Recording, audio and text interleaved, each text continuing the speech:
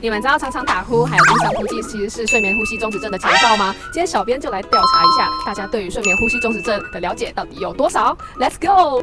那边有一个正在滑手机的人呢，我们去问问看他吧。走吧。先生，可以请教你一个问题吗？请问你知道什么是睡眠呼吸中止症吗？睡一睡就没呼吸了吗？请问你知道不知道什么是睡眠呼吸中止症？我记得好像是关于中枢神经造成的一些症状，我记得会有一些打呼的状况。你们知道什么是睡眠呼吸中止症吗？不知道。